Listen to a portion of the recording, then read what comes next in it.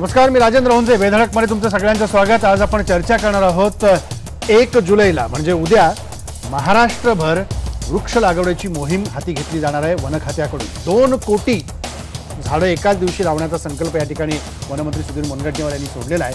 मग ह्या 2 कोटी झाडांच्या लागवडीनंतर त्याच्या संगोपनाचं काय, त्याच्यानंतर त्या मोहिमेमध्ये सहभागी होणाऱ्या प्रत्येक घटकांनी ही झाडं कशी सांभाळली पाहिजेत यासाठी म्हणून काय उपाययोजना केल्या जाणार आहेत. आत्तापर्यंत म्हणजे युतीचं सरकार आलं त्यापूर्वीच्या आधीपासून जी काही सामाजिक वनीकरणं केली गेली त्याच्या वृक्ष संवर्धनाचं काय झालं हाही कळीचा मुद्दा त्या निमित्तानं चर्चेला येणार आहे. पण प्रत्यक्षात 1 झाड 1 व्यक्ती असं समीकरण लावलं तर पुढे भविष्यामध्ये अधिकाधिक वनसंपत्ती आपली निर्माण होईल का. पण एकीकडे वनसंपत्ती निर्माण करत असताना अवैध पद्धतीने जे जंगल माफिया वृक्षतोड करतायत यावर सरकार कसा चाप लावणार आहे हाही मुद्दा आपण चर्चेत घेणार आहोत. त्यामुळे 3 महत्त्वाचे मुद्दे आपले चर्चेत असतील. पहिला प्रश्न आपला असणार आहे की या सगळ्या वृक्ष लागवडीच्या 2 कोटी वृक्ष लागवडीच्या निमित्तानं सरकारची जी मोहीम आहे ती यशस्वी होईल का. दुसरा मुद्दा आपला असेल की आत्तापर्यंत सामाजिक वनीकरण झालं पण वृक्ष संवर्धनाचं काय. आणि तिसरा मुद्दा असेल की अवैध वृक्षतोड करणाऱ्या जंगल माफियांना सरकार चाप लावण्यात यशस्वी होईल का. या 3 मुद्द्याविषयी आपण चर्चा करणार आहोत. आपल्यासोबत स्टुडिओत वनमंत्री सुधीर मुनगंटीवार आहेत. ते त्यांची संकल्पना पूर्णपणे समजावून सांगतील की उद्या 2 कोटी वृक्ष लागवड झाल्यानंतर ही वृक्ष जगवायची कशी, वाढवायची कशी आणि त्याची जबाबदारी कशी कोणी घ्यायची. आपल्यासोबत काँग्रेसचे प्रवक्ते डॉक्टर राजू वाघमारे देखील येणार आहेत. आणि आपल्यासोबत पर्यावरण अभ्यासक सामाजिक कार्यकर्ते विशंभर चौधरी पुण्याच्या स्टुडिओमधून आहेत. आणि याच सगळ्या संदर्भात बोलण्याकरता आपल्यासोबत सयाजी शिंदे ज्यांनी वृक्ष संवर्धनाच्या संदर्भातला सातारा जिल्ह्यातल्या आपल्या गावापासूनची मोहीम सुरू केली होती तो देखील आपल्यासोबत गोरेगावरून असणार आहे. सुधीर भाऊ, सुरुवात तुमच्यापासून. 2 कोटी वृक्ष लागवड तुम्ही उद्या करताय आणि महाराष्ट्रातल्या जनतेला तुम्ही आवाहन केलं की जिथे मिळेल तिथे वृक्ष घ्या आणि ती लागवड करा. काय संकल्पना नेमकी मागची? नाही, संकल्पना स्पष्ट आहे आणि या संकल्पनेचं जे बीज आहे ते तुमच्या 3 प्रश्नातच आहे. ही मोहीम सरकारची होता कामा नये, ही मोहीम वनविभागाची होता कामा नये, ही मोहीम जनतेची व्हावी हीच मूळ संकल्पना आहे. प्रश्न 2 कोटी वृक्ष लावण्याचा नाही आहे. वनविभाग या अगोदरही दरवर्षी 4-4.5 कोटी वृक्ष लावत आलाय. पण आपणच प्रश्न उपस्थित केला या अगोदर सामाजिक वनीकरणाच्या संदर्भातले जी काही वृक्ष लागवड झाली त्याचं काय झालं. कारण तो सरकारी उपक्रम होता. जेव्हा जनता या उपक्रमाच्या माध्यमातून त्यांच्या हृदयामध्ये जर आम्ही बीजारोपण करू शकलो की वृक्ष लावणं हे सरकारी काम नाही आहे. जसं आपण भोजनाच्या ताटातून भोजन घेतो, दुसऱ्याच्या हाताची मदतीची गरज नसते. मग प्राणवायू देणाऱ्या झाडांना आपल्यापुरतं प्राणवायू देणारे 4 वृक्ष लागावेत ही जाणीव प्रत्येकाला व्हावी हा याचा मूळ हेतू आहे. जेव्हा मी मराठवाड्यात गेलो तेव्हा लक्षात आलं की गडचिरोलीमध्ये माझ्या आदिवासी बांधवांनी वृक्षाचं संवर्धन केलं. आज गडचिरोलीमध्ये पाणी पाऊस हा सरासरीपेक्षा जास्त येतो. लातूरमध्ये 0.07% जंगल आहे. आम्ही 1000 वर्षापूर्वी झिरपलेलं पाणी काढतो. मग मी निर्णय केला की आम्हाला लोकांना जोडावं लागेल. वनक्षेत्रामध्ये झाड लावणं म्हणजे पोखरांच्या अणुचाचणीसारखी गुप्तता ठेवण्याची गरज नाही आहे. लोकांना सोबत घेतलं पाहिजे. आणि या दृष्टिकोनातून मी पहिला निर्णय केला जो प्रश्न साधारणतः प्रत्येकाच्या मनात येतो आणि तो म्हणजे मग वृक्ष लावले जाईल, मग पुढे त्याचं काय होईल, ते जगतील काय. या प्रश्नाचं माझं उत्तर आहे जगतील काय. दुसऱ्याकडे बोट नाही दाखवायचं. मी जगवेन ही भावना आपल्याला या कार्यक्रमाच्या निमित्तानं निर्माण करायची होती. बोट दुसरीकडे नाही, बोट स्वतःकडे की 4 झाडे मी लावीन. त्याचं झाड जगलं की नाही, त्याच्या दारात असणारं झाड मोठं होतं की नाही ही काळजी जी घ्यायची ती कायदे घेईल. पण आपण आपल्या परिसरात, आपल्या दारात, आपल्या शेतावर, आपल्या शाळेत, BDO असाल तर पंचायत समितीमध्ये जिथं आपल्याला वृक्ष लावण्यासाठी जागा आहे, जिथं वृक्ष संवर्धन करता येईल आणि फक्त हा इव्हेंट नाही, कार्यक्रम नाही, हे ईश्वरीय कार्य आहे या भावनेतून काम करता येईल हा 1 जुलैचा पहिला माझा उद्देश होता. दुसरा की आपण मला विचारलं की हे वृक्ष संवर्धन कशी करायची, कसं होणार आहे. तर 2 कोटीपैकी 1.5 कोटी वृक्षाची वनविभागाच्या माध्यमातून लावली जाणार आहे. यामागे 1000 वृक्षामागे नरेगामधून रोजगार हमी योजनेच्या माध्यमातून आम्ही एका कुटुंबाला रोजगार देणार आहोत. पण जी 1/2 कोटी वृक्ष आहे जी जनता लावणार आहे, NGO लावणार आहे, विविध सरकारी कार्यालय गावणार आहेत, कुठं पंचायत समितीच्या मागे जागा असेल, 4 वृक्ष गावले जाईल. या 4 वृक्षाचं संवर्धन करायला वन विभागाचा कर्मचारी जाऊ शकत नाही. मग या वन विभागाची जबाबदारी निश्चित कशी करणार? आतापर्यंत जेवढी झाडं लावली होती सुधीर भाऊ, आम्ही बघितलंय की ज्या सगळ्या पठारावरती डोंगराच्या माथ्यावरती जी झाडं लावली गेली त्याचं संगोपनच झालं नाही. ती झाडं सुकून गेली म्हणून मराठवाड्यामध्ये इतकी अवर्षणग्रस्त परिस्थिती, त्याचा तुम्ही उल्लेख केला.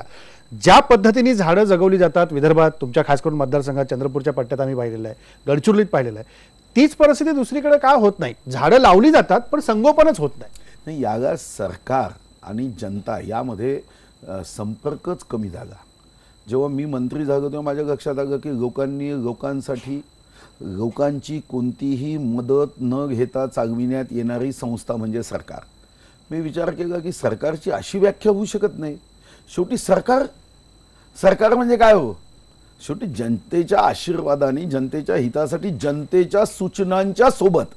आणि म्हणून या कार्यक्रमामध्ये अनेक निर्णय आम्ही संकल्प या 8-9 तारखेला जेव्हा पुण्याला आम्ही जाणार आहोत, पुण्याला आम्ही सर्व अधिकाऱ्यांना एकत्र केलं आहे.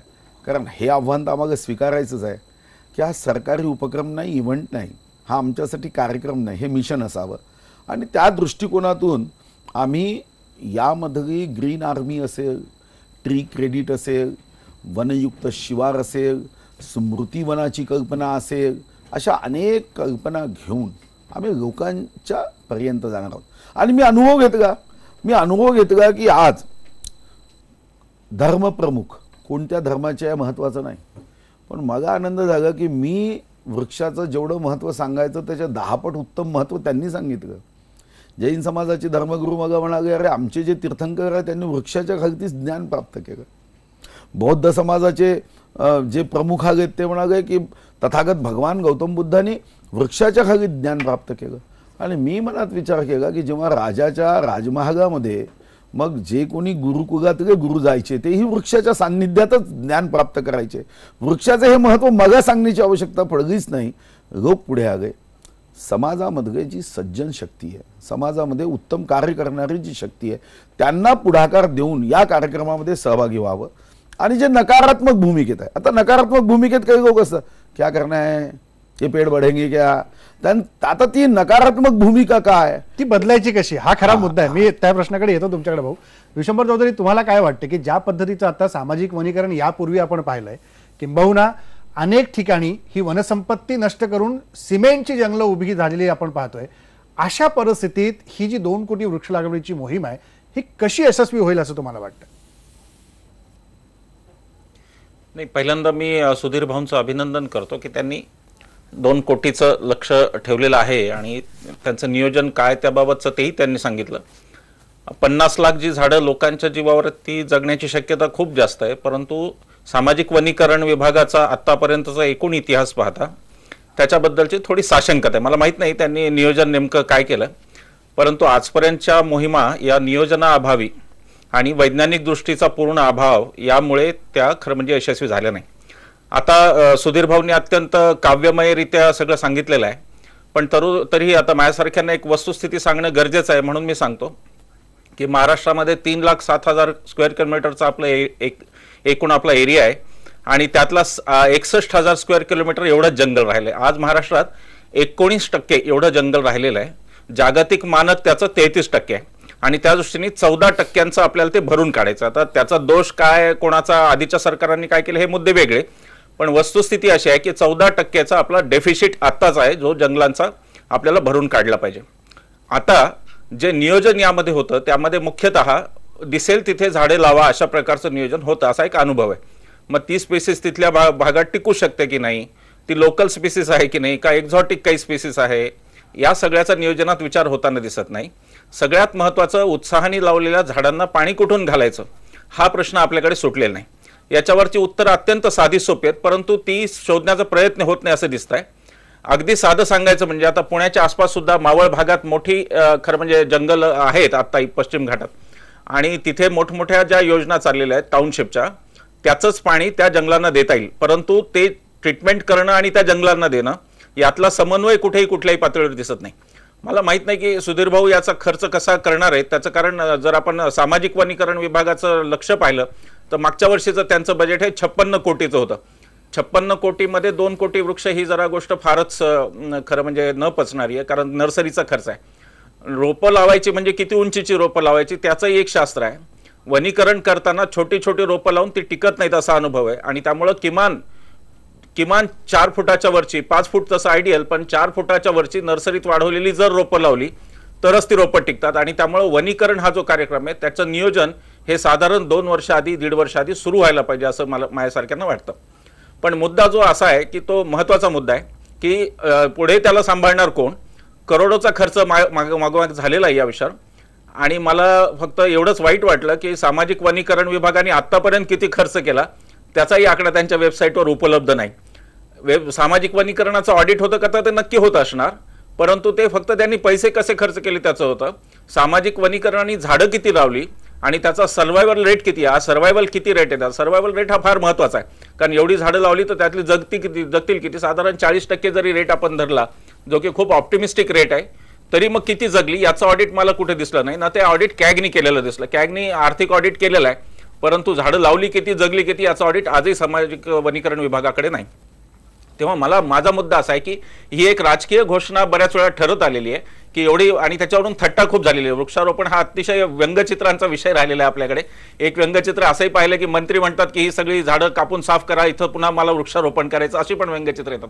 तेव्हा त्यातून जर लोकांना लोकसहभाग वगैरे सुधीर भाऊ म्हणाले त्याच्याशी मी खूपच सहमत आहे. पण आता त्याच्या दुर्दैवानी प्रवाह थोडा असा चाललाय की एकीकडे सुधीर भाऊ लोकांना सोबत घेऊन लावतील झाडं आणि तिकडून केंद्रीय पर्यावरण मंत्रालय जंगलं कशी नष्ट करायची याच्यावरती टपून आहे. फॉरेस्ट राईट ऍक्टचं जे डायल्युशन झालं त्याच्यातून आता लोकसहभाग तुमचा कसा होणार हे मला कळलं नाही. म्हणजे तुम्ही म्हणताय लोकसहभाग पाहिजे, पण केंद्र त्याच्या एकदम विरोधात वागताय. केंद्र सरकारची प्रत्येक कृती सुधीर भाऊंनी जे सांगितलं त्याच्या अगदी विरोधात आहे.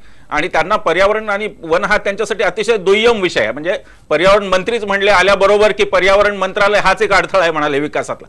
तेव्हा याला सुधीर भाऊ कसं बॅलन्स करणार. म्हणजे एकीकडे केंद्रीय पर्यावरण मंत्रालय वन तोडत जाईल, फॉरेस्ट क्लिअरन्स देत जाईल साध्या गोष्टींना, खाणींना परवानगी देईल वाटेल तशा, आणि दुसरीकडे हे 2 कोटी वृक्ष लावतील तर त्याची गॅप कधी भरून निघणार हा माझ्या पुढचा.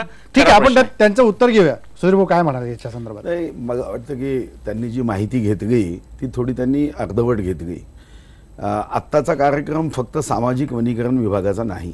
हा वन विभाग, सामाजिक वनीकरण विभाग, FDCM आणि सरकारच्या विविध कार्यालयाच्या माध्यमातून जनता, NGO आणि सोबत अनेक लोक आहेत. जसं आर्ट ऑफ लिव्हिंग आहे, पतंजली आहे, अण्णा हजारे साहेबांची संघटना आहे, नानासाहेब धर्माधिकारी साहेबांची संघटना आहे. लोक सहभागातून हा कार्यक्रम होतो आहे.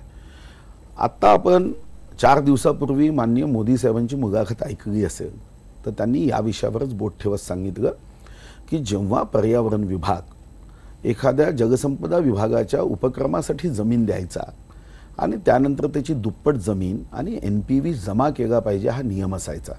पण NPV मात्र जो केंद्राकडे जमा व्हायचा तो राज्याला दिला जात नव्हता. मग आम्ही काय केलं, आता त्या संदर्भातला कायदा केला जो राज्यसभेत या अधिवेशनामध्ये मंजूर होईल. आणि या 15 तारखेला मागच्या जेव्हा मी जावडेकर साहेबांसोबत बैठक घेतली, या कार्यक्रमासाठी पुढच्या 3 वर्षात 2000 कोटी रुपये केंद्र सरकारने महाराष्ट्राला देण्याचा कबूल केलं. आपल्या मराठवाड्याच्या संदर्भात विश्वंभर चौधरी साहेब म्हणाले की मराठवाड्यामध्ये त्या दृष्टिकोनातून मला वाटतं तुम्ही म्हणालात, विश्वंभर चौधरींनी त्याच्या पुढे जाऊन काही गोष्टी सांगितल्या, पण तुम्ही म्हणालात मराठवाड्यामध्ये आपण माननीय मनोहर पर्रिकर साहेबांना सांगून तिथं आपण इको बटालियन नियुक्त करतो आहे. जी इको बटालियन आज जम्मू काश्मीरमध्ये आहे, राजस्थानमध्ये आहे, आणि इको बटालियन जी आता आसाममध्ये काम करत आहे ती आपल्याला मराठवाड्यामध्ये दिली जाणार आहे. रेल्वे विभागाच्या ज्या प्रॉपर्टीज आहे, 50,000 प्रॉपर्टी एकूण देशात आहे, त्यापैकी साधारणतः अंदाजे 10% आपल्या राज्यात आहे. तिथं आपण MOU करतो आहे. मग MOU करताना आपण काय केलं, विविध क्षेत्रांना यामध्ये सामावून घेतलं, त्याचाही GR काढला. आणि हा GR काढताना ज्याच्याबद्दलचा उल्लेख विश्वंभर चौधरी साहेब करत आहे, सामाजिक वनीकरण, हा वनविभागासोबत कधीच जोडला गेला नव्हता. आपण मागच्या वर्षी आल्याबरोबर पहिलं काम केलं की सामाजिक वनीकरण विभागाच्या माध्यमातून होणाऱ्या कामामध्ये एक उत्तम पद्धतीचं कार्य व्हावं म्हणून सामाजिक वनीकरण विभाग हा जलसंधारण विभागाकडून आपण वन विभागाकडे हस्तांतरण केलं. आता तो वन विभागाच्या सोबत जोडला गेला. या अगोदर वन विभाग आपलं काम करायचं, जसं मी सांगितलं की पोखरण चाचणीसारखी गुप्तता असायची. सामाजिक वनीकरण विभाग आपलं काम करायचं, समन्वय नव्हता. या सर्व विभागांमध्ये समन्वय आणला पाहिजे. एफडीसीएमचं काम काय आहे? जेव्हा ती 74 मध्ये त्याची स्थापना झाली, त्यांचं काम होतं की विविध ठिकाणी वृक्ष लागवडीचे कार्यक्रम हाती घेऊन त्यांनी आपलं करार पद्धतीने काम करावं. पण दुर्दैवाने वन विभागाच्या जमिनी त्यांना दिल्या जायच्या आणि ते फक्त तेवढ्याच कामामध्ये रुची समजायचे.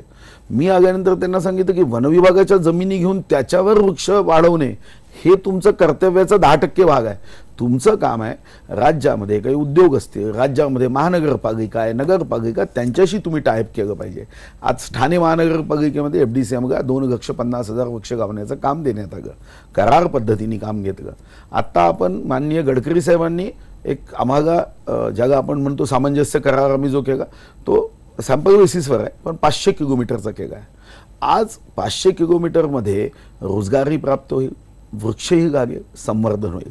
एक देशी वृक्षाच्या संदर्भात त्यांनी मुद्दा बरोबर आहे की देशी वृक्ष गावली पाहिजे. वृक्ष गावणे आणि कोणताही वृक्ष कुठेही लागता कामा नये याचाही अभ्यास केला. त्याच्यानुसार आम्ही आपल्या राज्यामध्ये 156 प्रकारचे वृक्ष गावता येतात, ज्याला धार्मिक आधार आहे, ज्याला पर्यावरणाचा आधार आहे, ज्याला आपण जमिनीची धूप थांबवता येईल असा आधार आहे.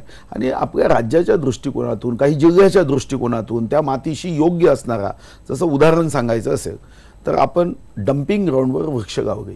हे जगातलं पहिलं डम्पिंग ग्राउंड आहे जिथं वृक्ष गावली MMRDAनी. मी जेव्हा त्याची माहिती घेतली तेव्हा असं लक्षात आलं की डम्पिंग ग्राउंडवर वृक्ष गावणे आणि मोठे करणे, पण यामध्ये काही विशिष्ट जाती होत्या की ज्या उत्तम पद्धतीने मोठ्या झाल्यात, काही अशा होत्या की ज्या वाढूच शकल्या नाही. आणि म्हणून आपण याचंही एक रिसर्च सेंटरची घोषणा, जर तुम्हाला मागच्या बजेटमध्ये माहीत असेल, आपण कॅबिनेटमध्ये याचं रिसर्च सेंटर करण्याचा निर्णय केला. याला केंद्रानेही आपल्याला मान्यता देण्याचं कबूल केलं की आम्ही याचा रिसर्च की जिल्हानिहाय, तालुकानिहाय आपण 358 तहसीलमध्ये नर्सरी करतोय, 27,000 गावांमध्ये आपण त्या ठिकाणी वनयुक्त शिवार करावे, ही आपली भूमिका आहे. पण ही भूमिका मांडत असताना मी वारंवार सांगतो की साधारणतः माझ्या असं लक्षात आलं जेव्हा मी विभागीय स्तरापर्यंत गेलो, जो काही मागचा अनुभव असेल यावरून प्रत्येकाला कसं वाटतं की आता ताकही फुंकून पिलं पाहिजे. पण ताक फुंकून पिलं पाहिजे ही भावना जर प्रत्येकाने घेतलं, मग हे मिशन कधीच पुढे जाणार नाही. आज मग त्यांनी जो मुद्दा उपस्थित केला की मागच्या काळातल्या सामाजिक वनीकरणाचं ऑडिट झालंच नाही, किंबहुना ते कॅगनी पण केलं नाही, तर सुधीर भाऊंनी जेव्हा ते खातं किंवा तो विभाग हस्तांतरित केला त्यावेळेला त्याचा विचार केला होता की याच्यात काय नेमकं झालंय ते पण आम्ही समोर मांडू. नाही, ते काय नेमकं झालं म्हणूनच वन विभागाकडे नेला. त्या विभागात वृक्ष गावण्यासाठी 5 कोटी आणि पगारावर 75 कोटी खर्च व्हायचे, म्हणजे या क्षमतेचा उपयोग होत नव्हता. म्हणजे तुमच्याकडे मी बस गाडी दिली आहे आणि त्या बस गाडीमध्ये 2च पॅसेंजर चालले, यासाठी बस गाडी नाही आहे. आणि म्हणून जेव्हा हे माझ्या लक्षात आलं की सामाजिक वनीकरणाच्या विभागात आपण पगारावर इतका पैसा खर्च करतो, वृक्ष लागवडीचं काय, आपलं लक्ष काय, त्या विभागाच्या कामाचा आत्मा काय. आणि माननीय मुख्यमंत्री महोदयांना जेव्हा मी हा विषय समजून सांगितला की साहेब हे तुम्ही विभाग स्वतंत्र ठेवून याच्यामध्ये होणार नाही, या विभागाला याला जोडलं तर या अधिकाऱ्यांच्या माध्यमातून आम्ही जास्त काम वन विभागाच्या माध्यमातून आम्ही करू शकू. आणि मग तो मागच्या वर्षी आमच्या विभागाला जोडला गेला. वन विभागामध्ये जेव्हा या अगोदर ज्या ज्या घोषणा झाल्या त्याचा सर्व अभ्यास करायला मी समिती केली. साधारणतः एक 90 IFS अधिकाऱ्यांना एकत्र बसवून या मिशनची सुरुवात करण्याच्या अगोदर, मग ताडोबा असेल, पेंच असेल, सिंधुदुर्गमधले तारकर्ली असेल, या ठिकाणी बसून आम्ही याची योजना केली. पुढे आम्हाला 99 मुद्दे आम्ही घेतलेत की या 99 मुद्द्याच्या आधारावर जायचं आहे. पण जेव्हा जेव्हा एखाद्या मुद्द्याच्या आधारावर आम्ही जुना अनुभव आणि आजच्या ज्ञानाचा उपयोग करायचो, तेव्हा एक गोष्ट लक्षात आली की हा वृक्षधनुष्य हा जनतेच्या मदतीशिवाय आपल्याला उचलता येणार नाही. हे म्हणणं सोपी आहे हो की वृक्ष वाचवलं पाहिजे. वन विभागाचा एक कर्मचारी 1000 हेक्टरमध्ये आज इतक्या दाट वस्तीमध्ये, मुंबई उपनगर जगामध्ये 1 स्क्वेअर किलोमीटरमध्ये 20,000च्या वरती जास्त लोक असणारी मुंबई उपनगर आहे. तेवढ्या दाट वस्तीमध्ये चोरी होते, ते तर घनदाट जंगल आहे. मग त्या ठिकाणच्या लोकांना या संदर्भामध्ये आपल्याला विविध माध्यमातून जर आम्ही त्यांना आपल्यासोबत जोडू शकलो नाही वन शाप की वरदान, त्यांना शाप वाटायचं झालं तर मग गो कापकेशी जोडल्या जाणार नाही. पण ते लोक कसे जोडले पाहिजे त्याचं एक उदाहरण चांगलं सयाजी शिंदेने निर्माण केलं की साताऱ्यामध्ये त्यांनी त्यांच्याच गावापासून जे सगळं वृक्ष संवर्धनाच्या संदर्भात किंवा शाळेतल्या विद्यार्थ्यांकडून बिया गोळा करून त्यांनी नुकतंच बीजारोपण केलं आणि वृक्ष लागवडीच्या संदर्भात हे केलं. सयाजी शिंदे काय म्हणाल की कशा पद्धतीने वृक्ष लागवडीचं असेल किंवा सामाजिक वनीकरणामध्ये सर्वसामान्यांपासून अधिकाऱ्यांपर्यंत प्रत्येकाचा सहभाग कसा असला पाहिजे? मला माझ्या लक्षात एकच गोष्ट आली की ज्या गावामध्ये एकी आहे आणि ज्या गावामध्ये सामंजस्य जास्त चांगलं आहे किंवा ज्या गावामध्ये जास्त पक्ष नाहीत अशी गावं जास्त सुधारतील असं मला वाटलं. त्याप्रमाणे मी आपल्या मुदगल साहेबांना असं विचारलं आणि ही गोडसेवाडी, पांढरवाडी, दिवडी आणि कोळेवाडी अशी 4 गावं त्यांनी सजेस्ट केली आणि ती गावं मला एवढी चांगली वाटली की त्यांच्या गावात एकी असल्यामुळं त्यांना आम्ही पहिला प्रस्ताव मांडला की आपण उन्हात मीटिंग करतोय तर आपण पर हेड प्रत्येकजण किती झाडं लावेल. तर प्रत्येक माणसानं मी 5 झाडं लावणार असं कबूल केलं. त्यानंतर पाण्याचा प्रश्न सोडण्यासाठी काय करता येईल, मग शासनाच्या मदतीनं बंधारे बांधले आम्ही 1, 2, 3 म्हणजे गेल्या वर्षी सुरू केलं हे काम. आता पाण्याची व्यवस्था एवढी चांगली झाली की गेल्या वर्षी इकडे टँकर लागत होते, यावर्षी लागणार नाहीत. आणि त्या गावातली खूप वयस्कर माणसं 70-75 वर्षाची माणसं पासून ते 5-7 वर्षाच्या मुलापर्यंत हे सगळेजण एकत्र आले. मग त्या मुलांनी बिया गोळा केल्या. सायकलवर अक्षरशः तो एखादा बारका पिंप कापून तो असा ठेवून उन्हात आणा त्या पोरांनी बिया गोळा केल्या 2-2, 3-3 पोती आणि त्या मुलांनी बिया लावल्या तिथं. तर अशी माणसं जर असतील तर मला वाटतं की झाडाचा प्रश्न सुटायला फार वेळ लागणार नाही आणि झाडाचं महत्त्व पटणं. आणि मुख्य म्हणजे मी मुख्यमंत्री साहेबांना आणि आपल्या वनमंत्री साहेबांना पण सुचवू इच्छितो की जर शाळेतल्या विद्यार्थ्यांना 1 झाड लावलं आणि मनरेगामध्ये पर हेड दिवसाला आपण 200 रुपये देतो त्यापेक्षा त्या विद्यार्थ्यांना 12 वर्ष 12वीपर्यंत 1 झाड वाढवू दिलं आणि ते मुलांनी बघितलं तर पर्यावरणाचं त्या कुटुंबाला आणि मुलाला वेगळं काही सांगायची गरज नाही. फक्त त्या मुलाला त्याचे 10 मार्क वेगळे द्या, प्रॅक्टिकलचे वेगळे मार्क द्या, त्यांना जागा अवेलेबल करून द्या. किंवा आईवडिलांना माझं असं म्हणणं आहे की तुम्ही प्रत्येक आईवडिलांना आपल्या मुलांना झाड लावायला शिकवा, त्याला वाढवायला शिकवा, त्याला प्रोत्साहन द्या. आणि ही 4 गावं माझ्या मते या वर्षभरात ज्यांच्याबरोबर जे काम करतोय मला वाटतं महाराष्ट्रात असं गाव दुसरे एकत्र आलेली 4 गावं मला पहिल्यांदाच दिसत आहेत आणि अतिशय मनापासून काम करत आहेत. यावर्षी 50 एकर जागा, तिथे एक मोहिते नावाचे ऑफिसर आहेत, कृषी ऑफिसर, त्यांनी तिथे एवढं चांगलं काम केलं आहे की 50 एकरमध्ये शेततळं झालं, तिथं खड्डे खांदले, तिथं खत टाकलं, तिथं चांगली माती नेऊन टाकली. ज्या बंधाऱ्यात चांगली माती होती ती काढलेली माती त्या खड्ड्यांमध्ये टाकली. त्यामुळं 8000 झाडं आता तिथं लागले.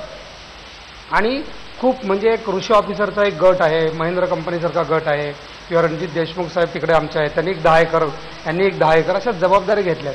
तर या पद्धतीनं लोक समोर आली आणि शासन तर त्याच्या परीनं खूप चांगलं काम करत आहे. पण जर विद्यार्थी कुटुंब माणसं एकत्र आली तर मला वाटतं झाडांचा प्रश्न सुटायला फार वेळ लागणार नाही. आणि हे फक्त आपल्या आनंदासाठी करायला पाहिजे. याच्यामध्ये वाईट गोष्टी कुठल्या आहेत, काय घडतंय, काय न करता, त्यापेक्षा प्रत्येकानं आपला आनंद शोधला पाहिजे. आणि मला वाटतं की माणूस ऑक्सिजनवर जगतो आणि ऑक्सिजन नाही म्हणून मरतो. एवढं जरी महत्त्व पटलं तरी बाकीच्या आयुष्यात तुम्ही काही अपडेट करा, स्वतःला मोठे करा, पण तुम्ही फक्त ऑक्सिजनसाठी आणि झाडासाठी ऋणी असलं पाहिजे. कारण आपण फक्त श्रीमंत होतो ते फक्त ऑक्सिजनमुळं. आणि अगदी खरं आहे की ऑक्सिजनमुळेच आपण श्रीमंत होतो. सयाजीशी आपण संपर्क साधूया. डॉक्टर ब्रेक घ्यायचा, पण ब्रेकपूर्वी मला तुम्हाला प्रश्न विचारायचा आहे की आघाडीचं सरकार असताना ग्रामविकास मंत्री जयंत पाटील होते, त्यावेळेला त्यांनी 1 कोटी वृक्ष लागवडीची घोषणा केली होती. वनमंत्री पतंगराव कदमांनी 1.5 कोटी वृक्ष लागवडीची घोषणा केली होती. त्या झाडांचं पुढे काय झालं याचा पत्ता लागला नाही. आता सुधीर मुनगंटीवार 2 कोटी वृक्ष लागवडी संदर्भात उद्या मोहीम हाती घेतात. कशी टिकवली पाहिजेत हे तिथपासून इथपर्यंत मी दोघांनाही विचारतो, म्हणजे त्यांच्याकडे मला उत्तर नाही. राजेंद्रजी कसं आहे की आपण म्हणजे जरी मी आता इकडे प्रवक्ता म्हणून जरी आहे काँग्रेसचा, तरी या झाडं आणि वृक्ष लागवडीबद्दल ज्या काही आपल्या कल्पना आहेत त्या सगळ्या कल्पनांचं स्वागत आपण सगळ्यांनी करणं गरजेचं आहे. हा एक पहिला मुद्दा मी इकडे सांगतो. दुसरा मुद्दा असा की आपण ज्यावेळी घोषणा करतो, आता जी घोषणा झाली की बाबा 2 कोटी आपण झाडं लावणार, त्याच्या पाठीमागची कल्पना 2 कोटी झाडं लावायची ही अगदी चांगली कल्पना आहे, पण ती कल्पना राबवताना ती आपल्याकडून राबवली जाणार आहे की नाही, त्याच्यासाठी इन्फ्रास्ट्रक्चर काय आहे, आपण कुठच्या गोष्टीचा विचार केलेला आहे, या सगळ्या गोष्टीकडे जर ज्यावेळी आपण बारकाईने बघतो. आता मी एक उदाहरण देतो. आमच्या एका जिल्हा बँकेकडे सांगण्यात आलं की बाबा तुम्हाला 50 झाडं लावायची आणि मग ती 50 झाडं लावायची, तुम्ही ते 50 खड्डे खणायचे, तुम्ही ते व्हॉट्सअपवर ते खड्डे इकडे पाठवायचे, मग वन अधिकारी असणार आहे, तो वन अधिकारी ती रोपं देणार आहे. अशा पद्धतीने जर सुधीर भाऊ आपण जर हे करायचं म्हटलं तर ही 2 कोटी झाडं काय लावता येणार नाहीत. आपण झाडं लावताना हा विचार करायला पाहिजे की एक माणसाला म्हणजे 2 झाडं जी आहेत ती 4 जणांच्या कुटुंबाला ऑक्सिजन देऊ शकतात. आपण आयुष्यभर ज्यावेळी जगतो त्यावेळी एका माणसाने 22 झाडं लावायला पाहिजेत, एवढा ऑक्सिजन एक माणूस आयुष्यभरासाठी 70 वर्ष जगला तर घेतो. त्याच्यामुळे झाडं लावणं हे प्रत्येकाचं कर्तव्य आहे, पण आपण नुसतं मोठ्या घोषणा करून जमणार नाहीये. जर याच्या पाठीमागे आपण जर गेलो तर चीनमध्ये ज्यावेळी डिफॉरेस्टेशन झालं तर त्यांनी एक प्रकल्प आखलेला 1978 to 2050 अजूनपर्यंत तो प्रकल्प आहे. त्यांनी त्याच्यामध्ये जवळजवळ 10 मिलियन झाडं आम्ही लावू आणि फॉरेस्टेशन करू असा प्रकल्प होता.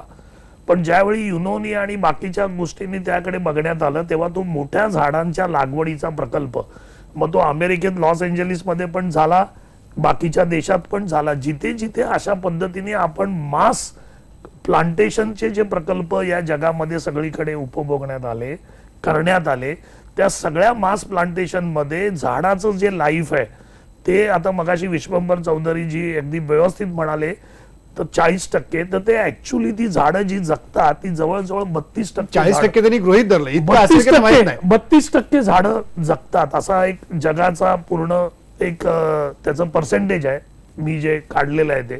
आणि शहरांमधली झाडं जी आहेत त्यांचं प्रमाण आहे 10 ते 12 वर्ष जगतात. आता सगळ्यात पहिला प्रश्न राजेंद्रजी असा आहे की ज्यावेळी तुम्ही 1 रुपयाचं झाड लावता असं जर पकडलं तर तुम्हाला त्याचा खर्च 10 रुपये आहे, कारण जो खड्डा आहे. आता आपण या मोहिमा करतो, पण या मोहिमेमधून आपण लोकांना पहिल्यांदा हे सांगणं सरकारने गरजेचं आहे की तुमचा खड्डा कसा पाहिजे, तो किती बाय कितीचा पाहिजे, त्याच्यातली माती कशी पाहिजे, त्याच्यात तुम्ही पाणी कसं टाकणार, याचं प्रशिक्षण हे अगोदर या मोहिमा आपण डिक्लेअर करण्याच्या आधी या संपूर्ण लोकांपर्यंत या पर्यावरणाच्या गोष्टी जाणं गरजेचं आहे. आपण जर घोषणा केली की वृक्ष लागवड, चला इथे खड्डा घ्या, तुम्ही इथे झाड लावा, ते होणार नाही. कारण त्याच्यातून म्हणून तर ते प्रमाण हे एवढं कमी राहिलेलं आहे. आणि जगावरचा जर तुम्ही सगळ्या प्लांटेशनचा जर अभ्यास केलात, मास प्लांटेशनचा, तर प्रत्येक ठिकाणी नाव एव्हरी सिटी इज गोइंग बॅकवर्ड्स.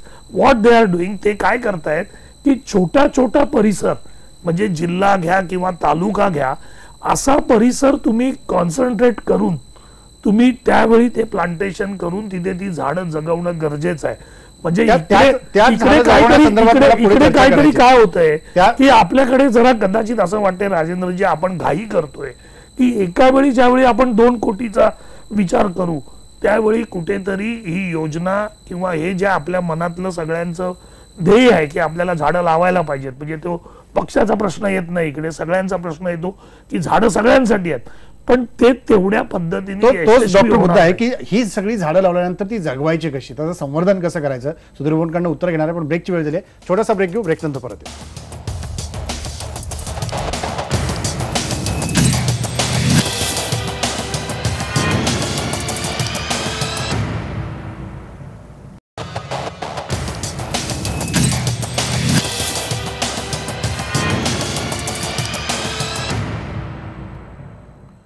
ब्रेकनंतर पुन्हा एकदा स्वागत. वृक्ष लागवड करण्यासंदर्भात इतक्या वेळ आपण बोललो, पण आता संवर्धनाचं काय आणि जंगल माफियांना आळा कसा बसवणार, हे 2 महत्त्वाचे मुद्दे आपल्याला चर्चेला घ्यायचे. त्यापूर्वी 2 महत्त्वाचे फेसबुकवरचे आपले प्रेक्षक जे आहेत त्यांनी पाठवलेल्या प्रतिक्रिया वाचून दाखवतो. बाळासाहेब जोशी आहेत, ते म्हणतात की यशस्वी होईल की नाही माहीत नाही वृक्ष मोहीम, पण वृक्ष लागवडीचं दूरगामी पाऊल दुष्काळाचा कर्दनकाळ ठरेल हा विश्वास लोकांच्या मनात आहे, त्यामुळे तो विश्वास आपल्याला कायमस्वरूपी टिकवावा लागेल. अजय अंधारे आहेत, ते म्हणतात की मोहीम सरकारी असेल पण ती यशस्वी करणं हे आपलं कर्तव्य आहे. म्हणजे ही जाणीव मगाशी जे सुधीरभाऊ म्हणत होते ती जाणीव आपल्याला निर्माण करायला पाहिजे प्रत्येकाच्या मनातली, की लोक म्हणतात दुष्काळ काय असतो तो सोसलाय, भोगलाय, किंबहुना अजूनही पाऊस जून महिन्यातली सरासरी गाठत नाही आहे, त्यामुळे लोकांच्या मनातली ही भीती आहे. पण दुष्काळाचा कर्दनकाळ ठरवण्यासाठी ज्या प्रकारची वृक्ष लागवड आपण करणार आहोत सुधीरभाऊ, याच्यातली कोणती झाडं असतील?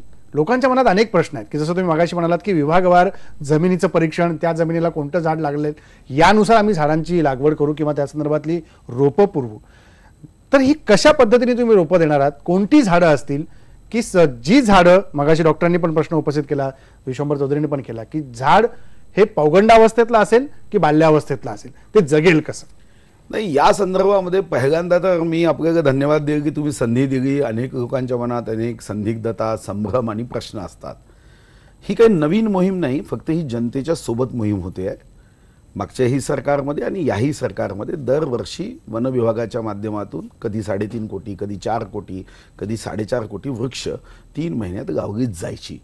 आपण माझा मागचा अर्थसंकल्प जर लक्षात आणला, स्मरणात आणला, मागच्या अर्थसंकल्पामध्ये मी 18.5 कोटी या ॲडव्हान्स नर्सरीसाठी घोषित केल्या होत्या. 18.5 कोटी. जेव्हा एकदा आमचे सचिव महोदय आणि आम्ही बसलो तर लहानपणापासून हे तर शब्द मी ऐकले की 33% आच्छादन असावं. महाराष्ट्र वनामध्ये आपल्या देशामध्ये 4थ्या क्रमांकावर आहे. पहिला क्रमांक मध्य प्रदेशचा आहे, दुसरा अरुणाचलचा आहे, पण अरुणाचल छोटं राज्य आहे. छत्तीसगडचा 3रा आहे आणि महाराष्ट्राचा 4था आहे. साधारणतः मला जसं विश्वंभर चौधरी साहेबांनी सांगितलं ते बरोबर आहे, आपण एक 20% आसपास जंगल आहोत. आता 20%वरून 33% जायचं असेल तर किती वृक्ष लागतील? 400 कोटी वृक्ष लागतील. आता आम्ही 4 कोटीच्या हिशोबाने 100 वर्ष हे वृक्ष गाऊ शकणार नाही. मग लोकांचा सहभाग वाढवण्यासाठी मी वन विभागाच्या माध्यमातून निर्णय केला की तुम्ही गुप्तपणे वृक्ष गाऊ नका. संवर्धन कसं करायचं हा प्रश्न का निर्माण होतोय की अनेकदा रस्त्याच्या कडेला गावलेल्या झाडाचा कोणी मायबाप नसतो. पण जे वन विभागात आम्ही वृक्ष गावणार आहोत त्याच्यामध्ये 1000 वृक्षामागे नरेगाची जी स्कीम आहे, ज्याच्यात केंद्र सरकार पैसे देतात, त्यांना रोजगारही प्राप्त होईल, ज्याबद्दल मी अगोदरही आपल्याला सांगितलं. आदरणीय वाघमारे साहेब जे म्हणाले की काही देशांमध्ये हा प्रयत्न झाला मास स्केलमध्ये वृक्षारोपण, पण ते यशस्वी झालं नाही. ते वृक्षारोपण मास स्केलमध्ये यंत्राच्या माध्यमातून मोठी वृक्ष काढल्यावर जे लावल्या जातं त्याच्या नाही आपल्या सुधीर भाऊ आपल्या म्हणजे आपण ज्या पद्धतीने करतोय तसंच, म्हणजे ते मोठ्या वृक्षांचं त्याच्या संदर्भामध्ये 30% 32% आहे. मी ज्या जिल्ह्यातून येतो तो जिल्हा वनांचा जिल्हा आहे. त्या जिल्ह्यामध्ये मास स्केलमध्ये कितीतरी वर्षापासून, म्हणजे माझं सरकार यांचं सरकार माझी भूमिका नाही आहे, कारण वृक्षामध्ये मला सर्वात आनंद कशाचा आहे, सर्व पक्षीय नेते सहभागी होत आहे. म्हणजे माननीय उद्धवजी उद्या सहभागी होत आहे. त्यांनी आपल्या मुंबई महानगरपालिकेमध्ये उद्यापासून 31 ऑगस्टपर्यंत वृक्ष लावण्याचा उपक्रम हाती घेतला आहे. सन्माननीय राज ठाकरे साहेबांनी नाशिक महानगरपालिकेमध्ये 92 हेक्टरमध्ये वृक्ष लावण्याचा हाती काम घेतलं. अजितदादांनी बारामतीला 50 हेक्टरमध्ये वृक्ष लावण्याचं काम हाती घेतलं. पतंगराव कदम, स्वतः अण्णा हजारेजी, माझा तसा व्यक्तिगत संबंध त्यांच्याशी नाही, पण त्यांनी सुद्धा फोन करून 24 हेक्टरमध्ये ते वृक्षारोपण करता. मी एक मोठी यादी सांगू शकतो.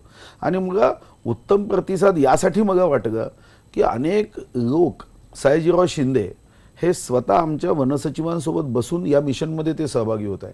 नाना पाटेकर साहेबांनी फोन केला. माझा व्यक्तिगत परिचय यांच्यापैकी कोणाशी नाही. एक मनातली प्रेक्षकांच्या गोष्ट भाऊ तुम्हाला विचारायची आहे. सयाजी शिंदे जितक्या जोरकसपणे काम करतायत ते तुमच्या सामाजिक वनीकरणाचं ब्रँड अँबॅसेडर देखील व्हायला तयार आहेत. तुम्ही त्यांना करणार?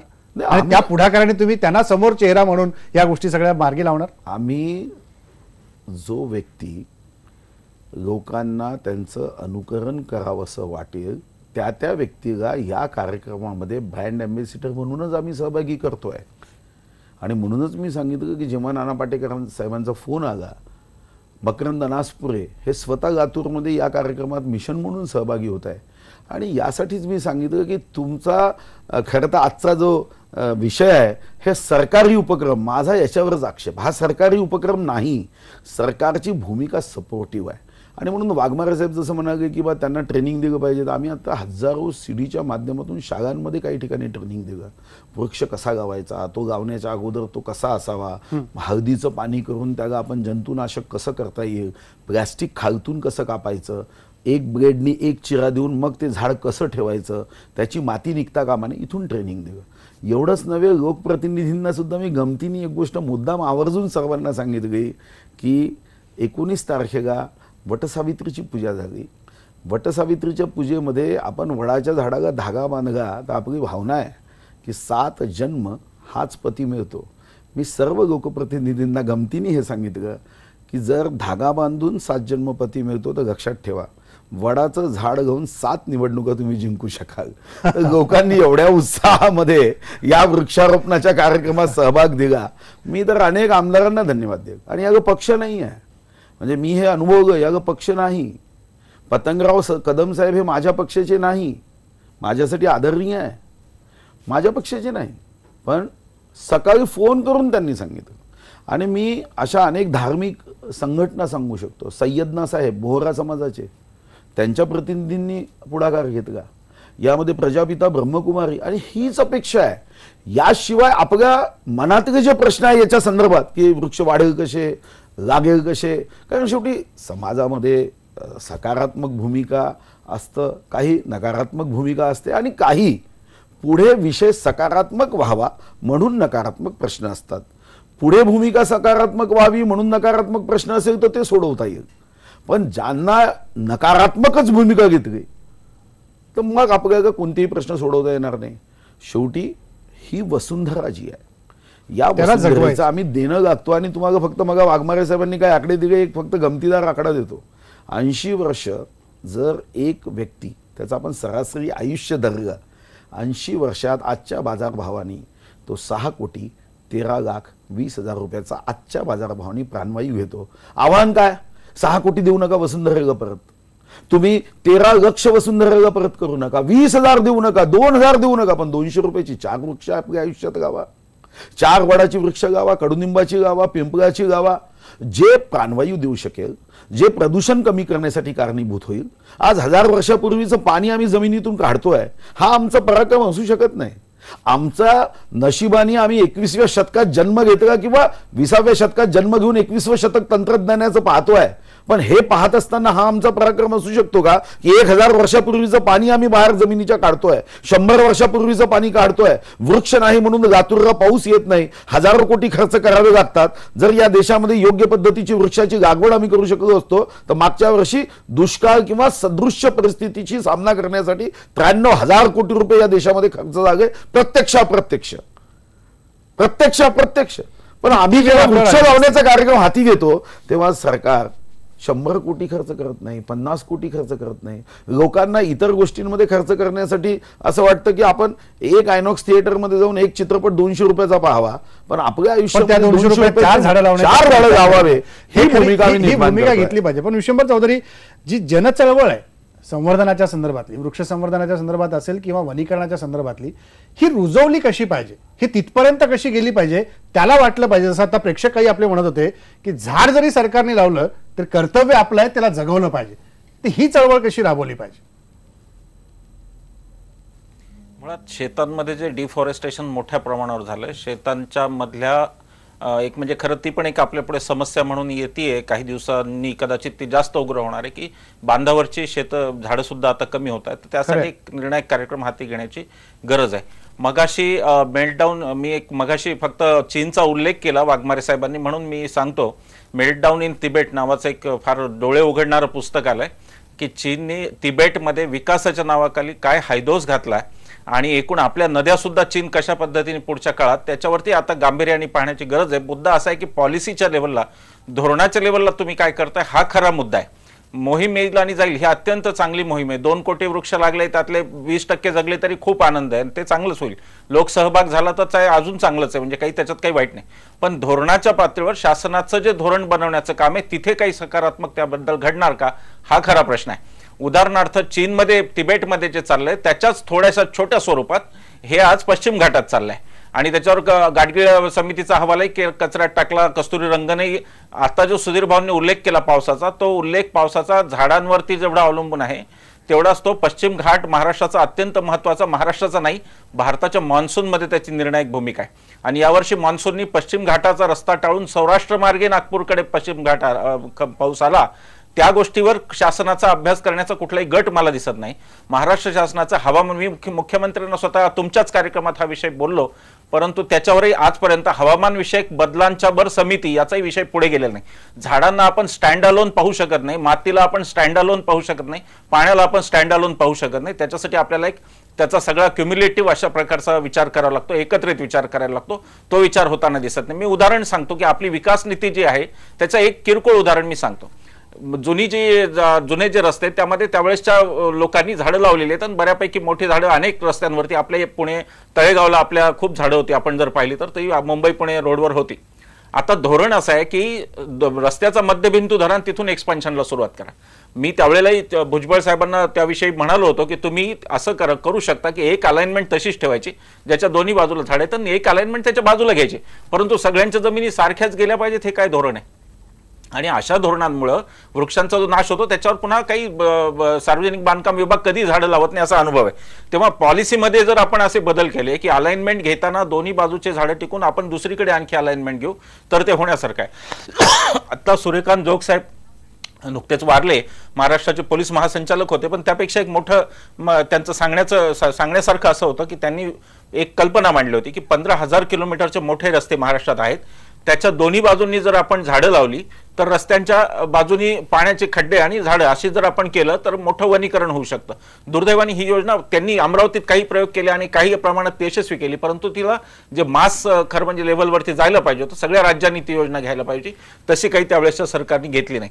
मला असं म्हणायचं आहे, मुद्दा सांगण्याचा एवढाच आहे की शेवटी हाचा सगळ्याचा संबंध विकास नीतीशी आहे. झाडं लावत जाणं हा एक भाग झाला आणि झाडं तोडत जाणं हा एक दुसरा भाग झाला. आपली विकास नीती जोपर्यंत झाडं तोडायची नाहीत याला प्राधान्यक्रम ठरवत नाही तोपर्यंत तसं ते होताना दिसत नाही. सुधीर भाऊ चंद्रपूरमधून येतात आणि चंद्रपूरच्या खाणींची काय परिस्थिती आहे त्यांना माहिती आहे. कोकणामधल्या खाणींची परिस्थिती अशी आहे की जिथे 10 मीटरचं एक्सकेव्हेशन समजा मंजूर असेल उदाहरणार्थ आणि तेवढंच मायनिंग करायचं असेल तर तिथे आज 30-30 पर्यंत लोक गेलेले आणि खरं म्हणजे त्याच्यावरती कोणाचं काही कंट्रोल होताना दिसत नाही. त्यामुळे मला भीती अशी वाटते, ती साधारण भीती आहे की आपण वृक्ष लावू हे बरोबर आहे, अनेक गोष्टी करता येण्यासारख्या, जसं त्यांनी सांगितलं की डम्पिंग ग्राउंडवर झाडं लागली का, हो लागली, चांगली झाडं येऊ शकतात. तशीच प्रोव्हिजन आज मायनिंगसाठी सुद्धा आहे की मायनिंग झालेली जी जागा आहे जिथून मिनरल आपण काढून घेतलं त्याच्यानंतर आपण तिथे डेब्रिस डंप करायचं जे काढलं आणि तिथे झाडं लावायचे. सुधीर भाऊंनी शोध घ्यावा त्यांच्या चंद्रपूर जिल्ह्यात याच्या प्रकारचं कॉम्पेन्सेटरी वनीकरण किती झालं, किती खाण मालकांनी पुन्हा त्याच्या झाडं लावली, हा विचार करण्यासारखा.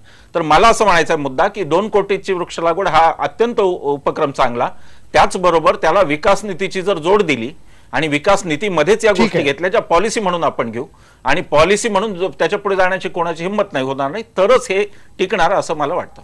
तरच हे टिकेल असं तुम्हाला वाटतं? डॉक्टर तुम्हाला काय म्हणायचं नंतर मी सयाजीकडे जातो. नाही, मला एकच आता सुधीर भाऊ जे म्हणत होते त्याच्याबद्दल मला दुसरा त्यांना म्हणजे जी माहिती माझ्याकडे आहे की आपण वृक्ष लावण्याचं काम करतोय की आपण झाडं लावण्याचं काम करतोय, रोपं आपल्याला वाढायला लागतात आणि ती रोपं वाढवून मग ती त्याच्यानंतर आपल्याला लावावी लागतात, त्याचा खर्च येतो आणि ते झाड टिकवायचं कसं आणि त्याच्यासाठी कशा पद्धतीने करायचं हा एक प्रश्न झाला. मी आत्ताच मागे लोणावळ्याला गेलेलो, खैरे म्हणून ते चंद्रकांत खैरे म्हणून आहेत, तर त्यांच्याकडे गेलो. पर्यावरणामधले आणि फॉरेस्ट डिपार्टमेंटमधले ते ऑफिसर्स होते. त्यांनी एक नवीन कल्पना त्यांच्याकडे त्यांनी केली माळरानामध्ये. त्यांनी काय केलं की माती आणि खत हे थोडं मिक्स करून त्यांनी त्याच्यामध्ये बिया टाकल्या, ते सगळं सुकवलं आणि त्यांनी जे आदिवासी त्यांच्याकडे येतात त्यांना सांगितलं की बाबा तुम्ही हे माळरानावर तुम्ही हे फेकून द्या. आणि आश्चर्य वाटेल की त्यांनी जेवढं ते केलं त्याच्यातलं जवळजवळ 40 to 50% तिकडे ती झाडं यायला सुरुवात झाली. म्हणजे अशा प्रकारच्या ज्या योजना आहेत त्याचा अंतर्भाव जर सरकारने या वृक्षारोपणाच्या कारभारात केला अशा लोकांना भेटून तर त्याच्यातून एक आपल्याला फायदा होऊ शकतो. आणि दुसरा मुद्दा असा की त्यांनी दुसरा एक प्रकार केला की गाया आणि म्हशी त्या माळरानावर चरायला जातात, त्यांनी त्या प्रत्येकीच्या गळ्यामध्ये एक टायर, जे आपलं जुनं टायर असतं त्याचं त्यांनी एक दोरी बांधून ते टायर गळ्यात घातलं आणि त्याच्यामध्ये त्या बिया टाकल्या की जेणेकरून जिथे जिथे त्या गाया जातील त्या बिया पडतील ह्या पावसामध्ये आणि त्याच्यातल्या जरी 20-30% त्याचे झाडं लागली तरी ते त्या डोंगरावर ती झाडं तयार होतील. तर अशा प्रकारचे जे उपक्रम आहेत ते या झाडं लावण्याच्या म्हणजे जे आपण रोपं लावतो त्याच्याबरोबर असे उपक्रम जर आपण राबवले सरकारच्या माध्यमातून, तर त्याचा एक परिणाम जो माळरानावर आणि जो डोंगरावर वगैरे या अशा ठिकाणी जी झाडं आपल्याला पाहिजेत ती झाडं आपण जास्तीत करू जास्त शकतो. दिसून येतील. पण याबरोबर दुसरी एक गोष्ट अशी सुधीर भाऊ ती तुम्हाला सांगायलाच पाहिजे, कारण कसं आहे की तुमचं धोरण वृक्ष लागवडीचं आहे, पण जे केंद्र सरकारचं पर्यावरणाच्या बाबतीतलं जे धोरण आहे आणि केंद्र सरकार ज्या झपाट्याने पर्यावरणाच्या परवानग्या अगदी म्हणजे डोळे झाकून आपण जरी म्हणालो तरी अशा पद्धतीने जेवढ्या जास्त प्रमाणात जावडेकर साहेब देत आहेत त्याच्याकडे जर आपण बघितलं तर एका बाजूला ज्यावेळी आपण पर्यावरण बनवायचा प्रयत्न करतायत त्याच वेळी केंद्रातलं पर्यावरणाचं जे खातं आहे ते पर्यावरणाकडे तेवढं सिरियसली बघत नाही आहेत. आणि जर तुम्ही त्यांनी दिलेल्या परवानग्या जर बघितल्यात तर त्यातून आपल्याही लक्षात येईल, कारण आपलं निसर्गावर प्रेम आहे, की या परवानग्यामुळे आणि या सगळ्या गोष्टींमुळे किती नुकसान होणार आहे पर्यावरणाचं. तर तेवढं जरी तुम्ही तुमच्या सरकारशी बोलून घेतलं आणि या पर्यावरणाकडे जर आपण त्या पद्धतीने त्या खात्यांनी जर लक्ष दिलं तर ही मोहीम आणि त्या पर्यावरणाची मोहीम याच्या सांगड घालता येईल आणि मग त्याच्यातून खरा विकास जो आपण बोलतो सस्टेनेबल डेव्हलपमेंट इन शाश्वत विकास ज्याला आपण म्हणतो, शाश्वत विकास वनांच्या बाबतीतला हे झालं पाहिजे. झाला पाहिजे. वेळ संपत आला. शहाजी, तुम्हाला शेवटी विचारून भाऊंना सगळ्या प्रश्नांची उत्तर घ्यायची आहेत की ज्या प्रकारची वृक्ष लागवड होईल, जो शेवटचा मुद्दा होता, तुम्ही या सगळ्या डोंगर माथ्याच्या भागातनं लहानाचे मोठे झालेले आहात, वृक्षतोड करणारी जी सगळी मंडळी आहेत ही माफी आहेत, यांना कसं रोखायचं, यांना रोखण्यासाठी म्हणून काय उपाययोजना केली पाहिजे? मानसिक बदल झाला पाहिजे, झाडाचं महत्व पटलं पाहिजे. आणि दुसरी गोष्ट मुख्य म्हणजे आपल्याकडं ऑर्नामेंटलच्या नावाखाली जी झाडं लागतात ज्याचा पक्ष्यांना आणि प्राण्यांना काही फायदा होत नाही, त्याच्याबद्दल पण लोकांच्या विचारात बदल झाला पाहिजे. म्हणजे उदाहरणार्थ काटेशिवर झाड आहे, पळस, पांगेरा. काटेशिवर झाड तर आमचे वांगणकर सर म्हणतात की त्याच्यावरती एका दिवसात 30 पक्षी येतात आणि तो पक्ष्यांचा दिवस 12 आहे आणि ते झाड आपल्याकडे प्रचंड प्रमाणात होळीसाठी कापलं जातं. तर हे गावागावात जाऊन सांगितलं पाहिजे की बाबा होळीसाठी एवढी झाडं का कापता, आणि होळी हा सण आपल्याला किती घातक आहे. आणि होळी सणावर बंदी ही वैचारिक बंदी आली, म्हणजे विचारानं बंदी आली पाहिजे की अरे आपण झाड नाही कापायचं, कारण त्या झाडावरती खूप पक्षी बसतात आणि त्या झाडाचा काही उपयोग नाही. प्रत्येक बांधावर असलेलं झाड. आणि विशेष म्हणजे सरकारी नर्सरीजमध्ये ह्या झाडाच्या बिया नाहीत, ह्या झाडाची रोपं नाहीत, एकाही नर्सरीत हे रोपं नाहीत. तर माझं म्हणणं आहे की आमचं खारगे साहेबांशी बोलणं झालं, याच्या पुढे नर्सरीत येतील रोपं, ती रोपं सुदृढ असली पाहिजेत. आपल्याकडे 12 महिन्याची आणि 18 महिन्याची रोपं देतात, ती सांभाळायला खूप त्रास होतो. त्यापेक्षा 3-4 वर्षाची रोपं वाढायला दिली पाहिजेत. किमान 3 वर्षाचं ते 4 वर्षाचं रोप असेल तर ते टिकेल. आणि गाव करायचं, सगळं गाववाल्यांना किंवा माझ्या विद्यार्थ्यांना माझी रिक्वेस्ट आहे मनापासून एवढीच की आता हे मोठे आकडे आणि आपल्या देशात खूप उपदेश खूप झालाय, खूप ज्ञान झालंय. आपण प्रत्यक्षात काम करूया, प्रत्यक्षात स्वतः झाड लावूया, स्वतः बी लावूया आणि आपली झाडं आहे जी आपली त्या वातावरणाला पूरक आहेत. मी कुठल्या झाडांना दोष देत नाही, पण ज्या वातावरणाला पोषक आहेत आपली झाडं आहेत त्याच्यावरती आपण लक्ष ठेवूया, बिया साठवूया, गाव तिथे नर्सरी करूया. सरकार आपल्या परीने करतच आहे. आपण सगळ्यांच्या कोणाचं वाईट चांगलं हे न बघता आपण आपलं उद्यापासून सुरू करूया. आपण बिया गोळा करूया, आपण झाडं लावूया आणि आपली नर्सरी आपणच तयार करूया आणि जी दुर्मिळ झाडं होत चालली त्याच्यावर लक्ष देऊया आणि सण मात्र जपूया. दुर्मिळ झाडं झाली त्याच्यावर लक्ष देऊया. शेवटी भाऊ, थोडक्यात शेवटचा मुद्दा, वेळ संपत आलाय. जंगल माफियांना रोखणार कसं आणि आपली नर्सरी आपण तयार करण्यासाठी काय सांगाल? असं आहे की आम्ही आमची नर्सरी 27,000 गावांपैकी जितक्या गावातले लोक पुढे येतील तिथं नर्सरी आम्ही करणार आहोत ॲडव्हान्स टेक्नॉलॉजीची. पुढच्या 8-9 तारखेला या पुण्याला आम्ही सर्व अधिकाऱ्यांना एकत्रित करतो आहे आणि प्रत्येक तहसीलमध्ये स्मृतिवन असेल, ग्रीन आर्मी असेल, समाजामध्ये ज्या लोकांना असं वाटतं की आपण यामध्ये सहभागी व्हावं. कारण जेव्हा मी प्रत्येक विभागात फिरलो, मी अनेक ठिकाणी फिरलो, गेल्या 2 महिन्यापासून मी एका जागेवर नाही, माझ्याकडे 998 सूचना लोकांनी केल्या. जसं आत्ता वाघमारे साहेबांनी काही चांगल्या सूचना केल्या किंवा चांगली माहिती दिली. मी स्वतः भूतानमध्ये चाललो आहे. या सर्व सूचना एकत्र करून पुन्हा समाजाला या सूचनांच्या संदर्भामध्ये ज्याचा जो काही अभ्यास आहे, आमच्या वन विभागातले काही रिटायर्ड अधिकारी आहेत ते या दृष्टिकोनातून आम्हाला चांगलं मार्गदर्शन करत आहे. यांना एकत्र करून पुढचं मिशन आम्ही 50 कोटी वृक्षांचं केलं. पण यामध्ये 3 कोटी वृक्ष, ज्याबद्दल सयाजीराव म्हणतात ते खरं आहे की मोठी झाडं असावी, म्हणूनच आपण आत्ता 2 कोटीचं केलं. पुढच्या वर्षी 3 कोटी, 2018मध्ये 10 कोटी, 2019च्या 1 जुलैला 25 कोटी आणि 27,000 गावांसाठी 12 कोटी. आता या 3 महिन्यात ते वृक्ष आणि त्याच्या नर्सरी याच्या आम्ही योजना तयार करतोय, ज्या माध्यमातून खूप उद्योग क्षेत्रातील लोकसुद्धा पुढे आले. माननीय देशाच्या प्रधानमंत्री महोदयांनी एक चांगली सूचना केली, ज्याची अंमलबजावणी आम्ही करणार आहोत, ज्याबद्दल आज उद्धव साहेबांशीही माझी चर्चा झाली की मुंबईमध्ये ज्या लोकलच्या बाजूला रेल्वेच्या जागा आहे, कधी अतिक्रमण होतं, कधी त्या जागा तशाच घाणेरडे कामासाठी असतात. मग त्यामध्ये आपल्याला नर्सरी करता येईल का? एका व्यक्तीने एक चांगली सूचना केली की तुम्ही मुंबईसारख्या शहरातील लोकांना सहभागी करायचं असेल तर झाड गवायला जागा नाही, पण त्यांना तुम्ही 5 बिया लिहून द्या. मग जशी सूचना वाघमारे साहेबांनी केली की जे काही उघडे डोंगर आहे त्याच्यावर आपल्याला बिया टाकता येईल का? पुण्यामध्ये एका व्यक्तीशी माझी भेट झाली, त्याने मग कडुनिंबाच्या बियाच तो जमा करतो, म्हणजे निंबुनीच्या बिया जमा करतो, कोणी चंदनाच्या बिया जमा करतो.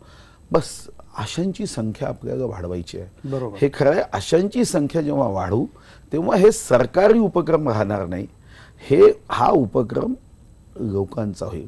आणि आपणही अनुभव घेतला असेल की या देशाची जनता इतकी भावनिक आहे, इतकी उत्तम आहे, देशाच्या जनतेला कितीही मानाचा मुजरा केला तर कमी आहे. एखाद्या मिशनमध्ये जंगल माफियांना आळा कसा लावणार? जंगल माफियांसाठी कायदे बदलले. मागच्या वर्षी आम्ही काही कायद्यांमध्ये सुधारणा काही केल्या, ज्याच्यामध्ये एकदा गाडी पकडला गेली तर ते पुन्हा सरकार जमाच होते, जात नाही. आता याच्यामध्ये शिक्षा आपण वाढवतोय. जसं वाघाच्या संदर्भामध्ये काही कायदे आपण बदलले. आता पहिल्यांदा असं झालं की मेळघाटमध्ये वाघाची शिकार करणारा 7 वर्षासाठी त्याला जेल झाली. 2.5 वर्षापासून उमरेड कर्नाटकामध्ये हात गावगा नुसतं म्हणून 2.5 वर्ष झालं तो जेलच्या बाहेर येत नाही आहे. पण एक गोष्ट मी पुन्हा सांगतोय की यासाठी सुद्धा फक्त कायदे करून उपयोग नाही, जनजागृती यासाठी. आता 302चा कायदा आहे, मग उद्या काय मुंबईत काय मर्डर होत नाही का? नाही आहे. मग कायदा करून होईल की जास्तीत जास्त लोक चांगली व्हावीत, त्यांना असं वाटावं. आणि म्हणून मग मी डॉक्टर श्यामाप्रसाद मुखर्जी जनमन योजना लावली. का आणली? आजपर्यंत मला आठवतं मागच्या 2 वर्षापूर्वी लोक किंवा गावातले लोक म्हणायचे की बफर झोनमध्ये आम्ही येत नाही, कारण आम्ही बफर झोनमध्ये आगे की आम्हाला अतिशय कडक कायदे लागतात आणि आमचं नुकसान होतं. आज मग आनंद होतो की लोक निवेदन घेऊन येतात की आम्हाला बफर झोनमध्ये आमचं गाव टाका, कारण आम्ही डॉक्टर श्यामाप्रसाद मुखर्जी जनमनी योजनेतून त्या गावाच्या विकासाची एक नवीन योजना सुरू केली. त्याच्यामध्ये रोजगार आहे. उमरेड कर्नाटकामध्ये एक वाघ आला फक्त 150 किलोमीटर दूर, आणि आज त्या उमरेड कर्नाटका या ठिकाणी गावातल्या लोकांचा रोजगार वाढला. तर आता या सर्व गोष्टींना आम्ही एकत्रित आणतोय. वेळ कमी आहे, पाहुण्यांनी काही चांगल्या सूचना केल्या त्याही मी त्याचीही नोंद करतोय.